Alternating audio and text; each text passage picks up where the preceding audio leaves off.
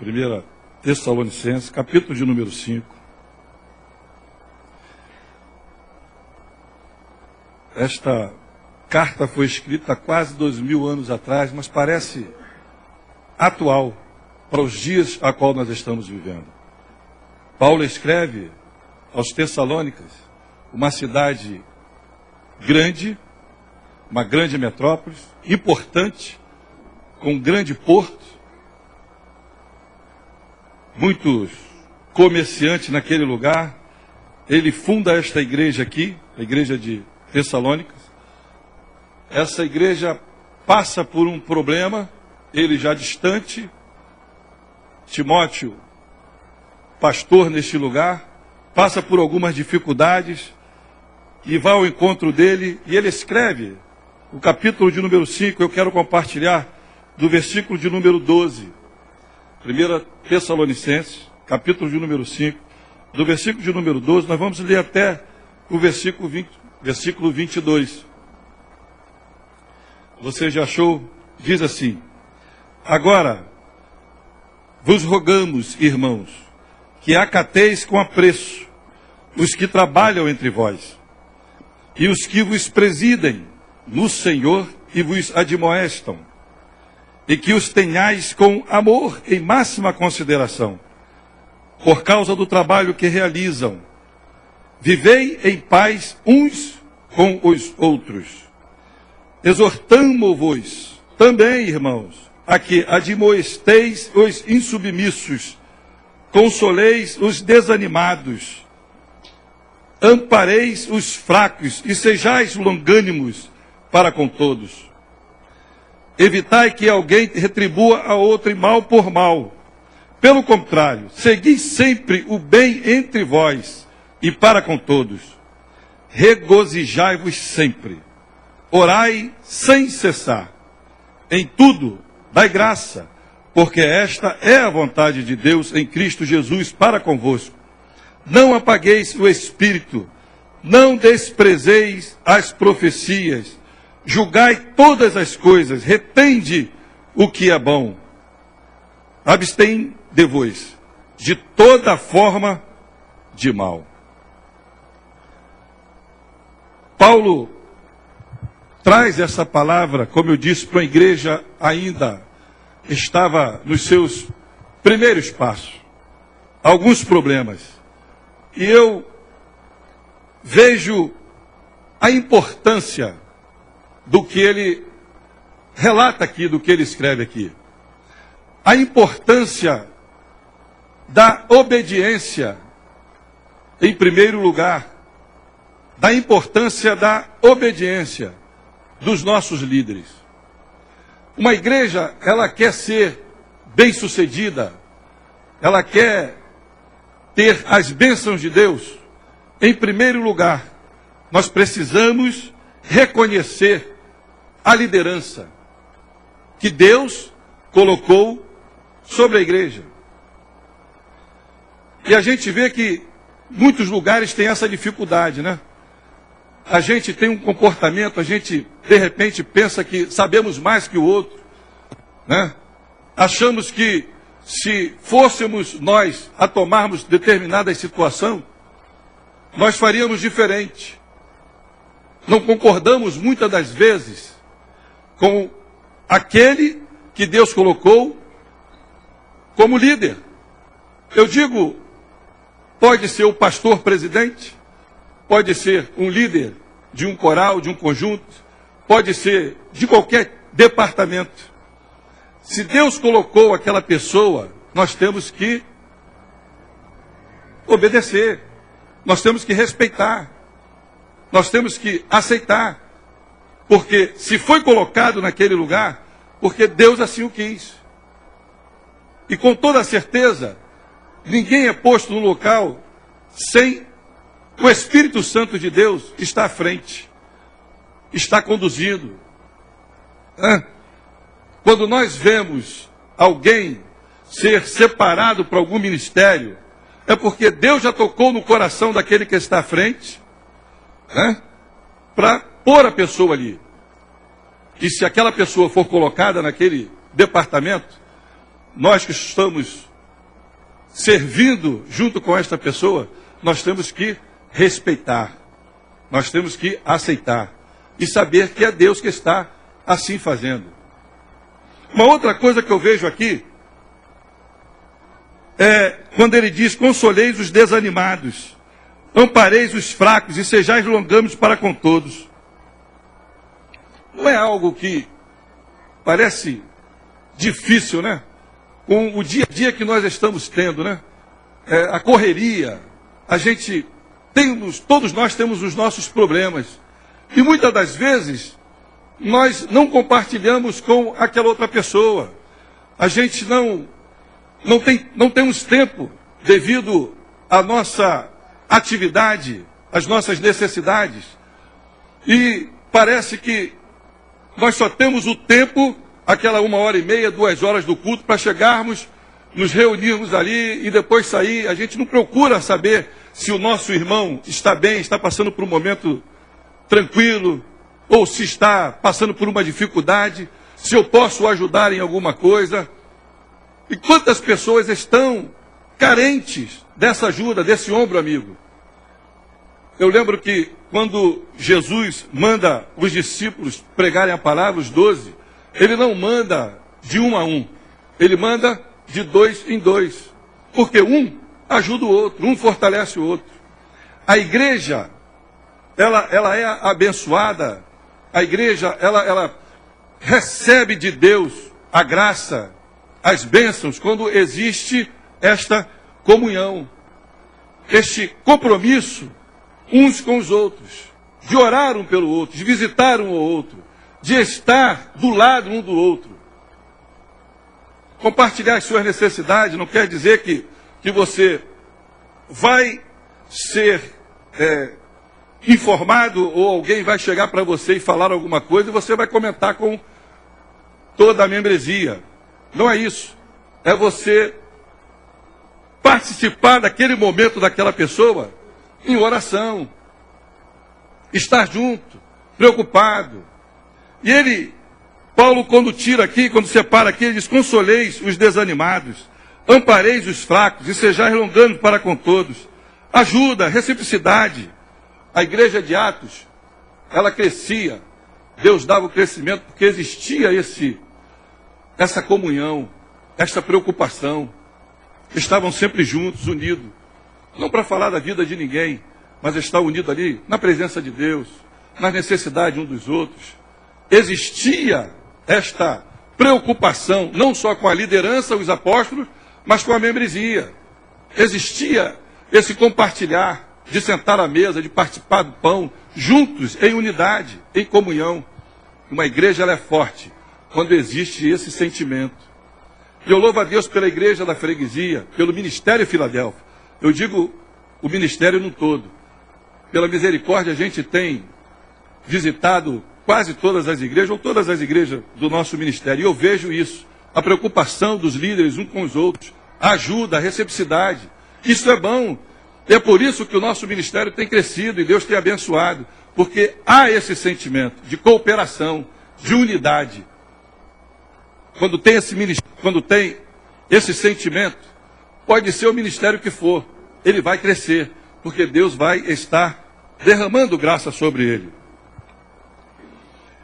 Ele diz no capítulo 17, e é aqui que eu quero me ater: orai sem cessar. A oração e a paz estão diretamente ligadas.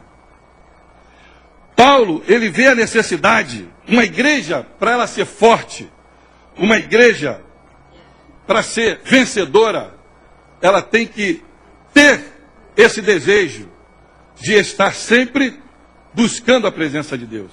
E mais uma vez, eu abro um parênteses aqui, e eu vejo como nós estamos abrindo esse espaço, né?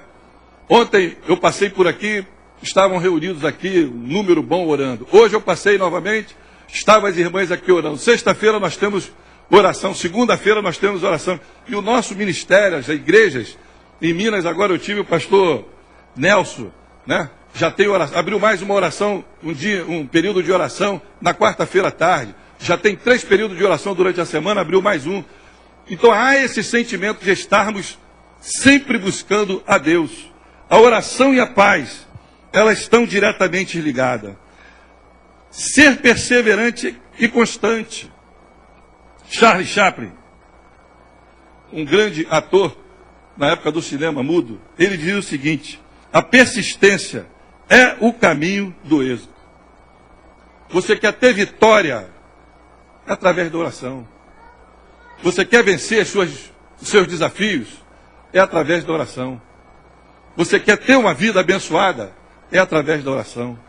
A oração, ela dilui a angústia. A oração, ela dilui a angústia. E eu lembro ali da passagem de Lucas, capítulo de número 22, quando Jesus chega no Getsêmani. Capítulo 22, o verso, se eu não me engano, versículo número 42, diz que Jesus orava. E em grande agonia, ele sentia ali o peso da morte. Ele sabia o que estava por vir. A cruz estava o esperando. E ele sente agonia no seu coração. É tanto que o escritor, ele ressalta bem isso e diz que o seu suor tornaram-se gotas de sangue, tamanha angústia que ele estava sentindo. Mas no versículo de número 42, se não me falha, ele abre sua boca e diz, e nós vamos ler, fica mais fácil. Ele diz aqui, ó, no versículo de número 42, Pai, se queres, passa de mim este cálice. O tamanho da angústia que ele estava passando, chegou o momento que ele não quis vencer aquela situação, passar por aquela situação, como homem, como ser humano, as duas naturezas que ele tinha, nós já aprendemos isso aqui por diversas vezes, né? A humana e a divina, mas na natureza humana, de repente, ele se depara com aquela situação e fala, eu não vou conseguir, é difícil, a dor é muito grande. Mas, ao mesmo tempo, a sua oração, o seu propósito, o leva a continuar. E ele diz o seguinte, contudo, não se faça a minha vontade, e sim a tua vontade. A oração, ela dilui a angústia. Ela dilui a angústia. O salmista, no Salmo de número 50, o verso de número 15, ele diz o seguinte, invoca-me no dia da angústia, eu te livrarei, e tu glorificarás. A oração, ela dilui, ela desfaz, ela nos enche de graça. Uma igreja, ela é forte quando é uma igreja que busca a presença de Deus, que ela está de joelho. E de joelho sempre é mais fácil. Sempre é mais fácil. O salmista, no Salmo 120, o verso de número 1, ele diz o seguinte, na minha angústia, clamo ao Senhor, e Ele me ouve. É a certeza de quando nós estamos com a nossa vida em oração, com propósito, colocando diante de Deus, é a certeza que temos que o ouvido do Senhor, os ouvidos do Senhor estão inclinados para nos ouvir. Ele nos ouve. E Naum, capítulo de número 1 e o verso de número 7 diz, o Senhor é bom, é fortaleza no dia da angústia e conhece os que nele se refugiam. Ele não só é bom, mas ele nos faz forte, ele nos fortalece num dia da angústia. Quando nós dedicamos nosso tempo em oração, buscando ao Senhor, Ele nos fortalece, nós nos sentimos mais que vencedor, nós nos sentimos fortalecidos, porque o Senhor, Ele está conosco. Jonas, no momento da sua angústia, da sua aflição, dentro do grande peixe, ele expressa no capítulo de número 2 e o versículo de número 2, na minha angústia clamei ao Senhor, e Ele me respondeu do ventre do abismo. Gritei, e tu me ouviste a voz. A oração abre as portas. A oração, ela abre as portas. Por isso que Paulo escreve para a igreja de Tessalônicas, sabe? Orai sempre. Porque é através da nossa oração que nós conseguimos vencer os nossos desafios. E eu lembro do rei Manassés. Você, no início do 2 Crônicas, capítulo 33, no verso 10, antes do verso 10, conta a história dele, um rei que foi idólatra, levantou ídolos,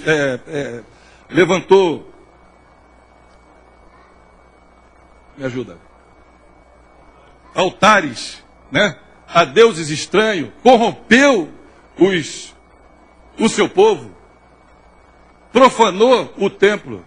Deus levanta contra ele o seu inimigo, leva-o cativo. E a história diz que, chegando lá na prisão, ele se arrepende daquilo que ele tinha feito. E a história diz que ele começa a orar ao Senhor.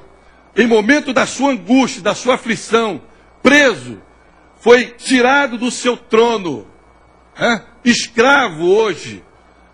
Ele clama ao Senhor em meio à sua angústia. A Bíblia diz que Deus ouve o clamor de Manassés. E a história diz que Deus restitui a ele o trono. Olha como é tremendo. Uma oração sincera diante de Deus. Eu lembro também de Ezequias, quando o profeta chega para ele e fala assim, prepara a tua casa que você vai morrer. Ezequias, naquele momento, ele vê a morte chegando, e quando Deus usava um profeta, e ele sabia que aquilo ia acontecer. A história diz que Ezequias vira para a parede e começa a lembrar dos seus feitos, coloca diante de Deus tudo aquilo que ele havia feito.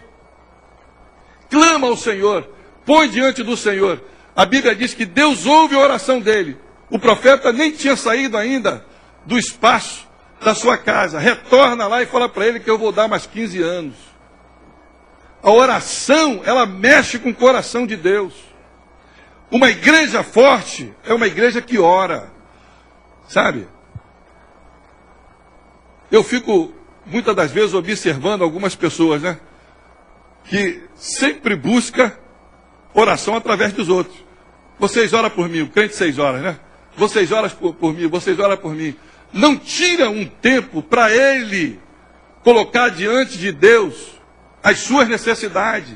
Tirar um tempo para falar com Deus pela madrugada é muito melhor. A fila é bem menor. E é bom isso. Nós temos esse desejo no coração. Eu tenho uma experiência, e por várias vezes isso já aconteceu. A gente não usar o despertador. Uma vez eu fiz e vi que deu certo. E sempre que eu peço, acontece. Eu tenho o desejo de fazer uma semana pela madrugada, 15 dias, 2 dias, 3 dias. E eu peço ao Espírito Santo, Senhor, me desperta 3 horas da madrugada. Me desperta 2 horas da madrugada. Olha, acontece. Sabe? Chega aquele horário certinho, você se vira na cama, o relógio daqui do lado aqui, quando eu olho 2 horas, eu falei, rapaz, eu pedi para acordar 2 horas, está aqui 2 horas. Aí tira aquele período, que coisa gostosa. Como é gostoso. Sabe, às vezes você está angustiado, sabe, você está tão preocupado, aí você começa a falar com Deus, sabe, o Espírito Santo vai renovando as tuas forças, você vai se sentindo leve, sabe, aquele peso que estava sobre os seus ombros vai saindo, vai diluindo toda a sua angústia. Você entra no lugar santo dos santos, daqui a pouco você está feliz, alegre, não quer mais parar. Como é gostoso. A oração, ela dilui a angústia. O importante também, que a oração, ela nos dá esperança. Aquele que ora, ele está sempre esperançoso do acontecer. Ele está sempre colocando diante de Deus a fé. Ela vai se renovando a cada dia na sua vida. E ele está ali. Não, vai acontecer. E bota mais um dia, bota mais outro dia. E está orando, e está orando. E Deus está trabalhando na vida dele, está trabalhando na vida dele. A oração, ela nos dá esperança. A gente está sempre esperançoso. Nunca desiste. Estamos sempre buscando. E o dia acontece. O dia acontece. A esperança, é expectativa em conseguir o que deseja. A esperança é você ter fé. A Bíblia diz que sem fé é impossível agradar a Deus. Se você tem fé, não adianta. Se você não tem fé, não adianta você orar. É perca de tempo. Mas se você tem fé, você crê que o Deus que nós servimos é um Deus que pode mover todas as coisas, você ore que você vai conseguir. Jeremias, ele escreve, clama a mim, 33:3, clama a mim, e responder-te-ei, e anunciar-te-ei coisas grandes e firmes que não sabes. É sinal de que Deus está atento, Ele ouve a nossa oração. E eu lembro, falando de esperança, de oração nos dá esperança, eu lembro de um povo que mais de 400 anos cativo, prisioneiro de uma nação chamada Egito. O povo de Israel estava preso, cativo, escravo. E havia promessa sobre a vida deles, lá de Abraão, de Isaac, de Jacó. Eles sabiam disso. Se multiplicaram naquela nação, cresceram muito. Mas estavam cativos, não tinha como sair. No capítulo de número 3 de Êxodo, Deus chama Moisés para livrar o povo. E uma coisa que Deus fala para Moisés, uma das coisas que Deus fala para Moisés, é que ele ouviu o clamor do povo. Lá no versículo de número 7, do capítulo 3 de Êxodo, e o versículo de número 7, ele diz, ouvi o clamor do meu povo. E desci para livrá-los. Sabe, a Bíblia diz que Deus levanta Moisés, aquele povo sai daquela terra de cativo, de cativeiro, vai para a terra a qual Deus havia prometido, Canaã, porque um dia aquele povo se encheu de esperança através do clamor, pondo diante de Deus todos os dias. Chegou um dia que Deus falou, hoje eu vou fazer algo novo na vida desse povo. E assim é comigo e com você também. Nós colocamos diante de Deus, através da nossa oração, pomos diante de Deus as nossas dificuldades, os nossos problemas. Uma hora Deus se levanta e fala, ó, hoje eu vou agir na vida dele. Hoje eu vou fazer algo novo na vida deste povo, ou desta pessoa. Assim foi feito com o povo de Israel, você sabe muito bem da história. Porque eles clamaram ao Senhor, oraram ao Senhor, orai sem cessar. Está no imperativo. Orai sem cessar, ser persistente, insistente, colocar diante dele todo o tempo. A oração, ela nos dá esperança. E eu lembro do Salmo de número 40, o verso de número 1, quando o salmista escreve, esperei com paciência pelo Senhor, e ele se inclinou para mim, e me ouviu quando clamei por socorro. Deus, ele ouve a nossa oração. Sabe, às vezes nós batemos, achamos que Deus está tão distante, Deus não está ouvindo. Olha, você está enganado. Ele está tão próximo de você, Ele está tão perto de você, que você nem imagina o quanto Ele está ouvindo o seu clamor. E enquanto você está colocando diante dele, Ele está lá trabalhando, Ele está preparando, para quando vir, ou vier, vem a bênção completa. Esperei confiantemente, esperei pacientemente pelo Senhor, e Ele ouviu o meu clamor. O Salmo de número 37, o versículo de número 7, ele diz, descansa no Senhor, a parte A, descansa no Senhor e espera nele. A oração, ela estreita a comunhão com Deus. A oração, ela nos põe com mais intimidade com o nosso Deus. E a gente vê tantos homens no passado que tinham essa intimidade com Deus. Tantos homens que tiveram essa intimidade, porque tinham uma vida de oração. Daniel, ou 3 vezes ao dia, virava para a janela dele lá e colocava diante de Deus as suas petições. E quantos livramentos Deus deu. Como Deus foi maravilhoso na vida de Daniel, porque era um homem que sabia da importância de orar, sabia da importância de estar ligado com Deus. A oração, ela não precisa ser dentro de 4 paredes só. Você, em todo lugar, você está em comunhão com Deus. Seu pensamento, dentro do ônibus, dentro do seu carro, no seu trabalho, você está ligado com Deus. Sabe? E quando isto acontece, quando nós temos essa preocupação, esse desejo do nosso coração, sabe? A gente enfrenta as dificuldades com muito mais facilidade. Tem situações que você passa que você nem sente que passou, porque a graça de Deus é tão grande na sua vida, por esse desejo que você tem de intimidade com Deus, de comunhão com Deus, sabe? Você passa pelo deserto, o deserto ficou para trás, você daqui a pouco, quando você se apercebe da situação, já passou. Já passou, já foi. Porque a intimidade com Deus é tamanha que você não olha para o teu problema. Você está focado no autor e consumador da sua fé. Você está ligado em Deus. E quando nós estamos com a vida ligada com Deus, as coisas podem acontecer. Não importa as circunstâncias, eu vou estar louvando sempre. A minha vida vai ser uma vida de adorador mesmo. Eu estou passando pela prova, mas estou dando glória a Deus. Aquele que tem esse sentimento, aquele que tem esse desejo, uma vida de busca do Senhor, ele não teme as circunstâncias. Ele não olha para o gigante, o tamanho do gigante.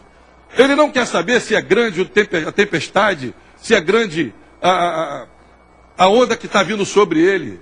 Porque ele está firmado na rocha que é Cristo. Ele está ligado.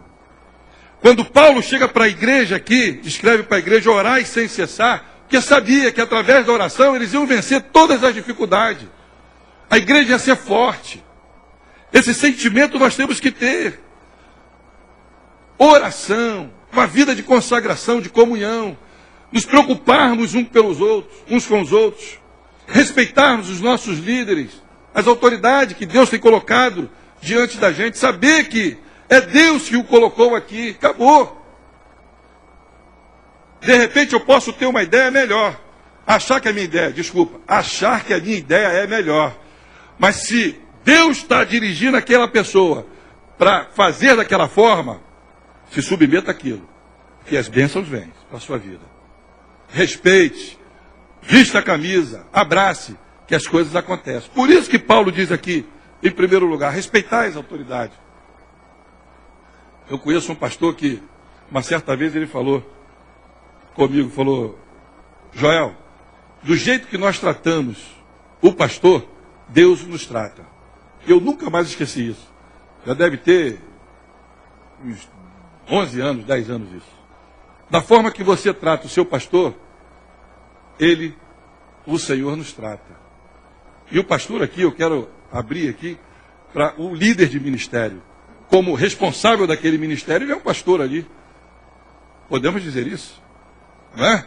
O respeito, a comunhão um pelos outros e uma vida de oração. Uma vida de oração. Orai sempre. Está doendo? Coloque diante do Senhor. Está apertado? Põe diante do Senhor. A Bíblia diz, em Jó, se não me falha, melhor 41, 25, levantando-se ele, o Senhor, o valente treme. Aquele que está oprimindo, aquele que está tentando roubar a tua paz, sabe? Quando Deus se coloca de pé, esse valente que é Satanás, ele tem que bater em retirada, correr. Porque quando o Senhor se levanta, ele se levanta para a vitória. E quando nós estamos colocando diante do Senhor, ele está trabalhando. Um dia ele se levanta. E ele se levantando, Satanás sai de baixo, senão eu vou passar por cima como um rolo compressor. Uma vida de oração. Uma vida de comunhão uns com os outros. Uma vida de reconhecimento da liderança sobre a nossa vida.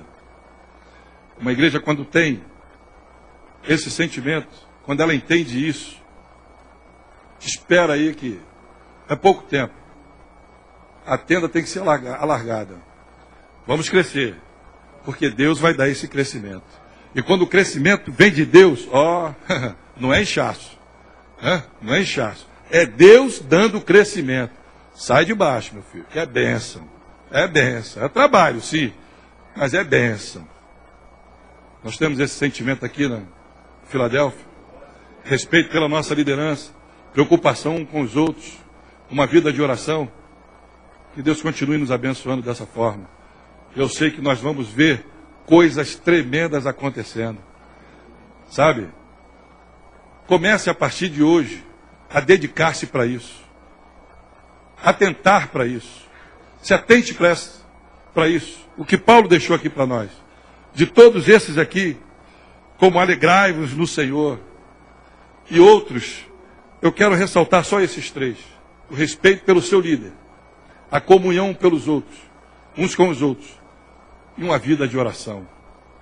Se nós começarmos a priorizar isso na nossa vida, olha, o dia de testemunho aqui vai ter que prolongar mais o trabalho, o culto, a hora do trabalho, porque eu sei que coisas vão acontecer aqui, e Deus vai começar a abençoar.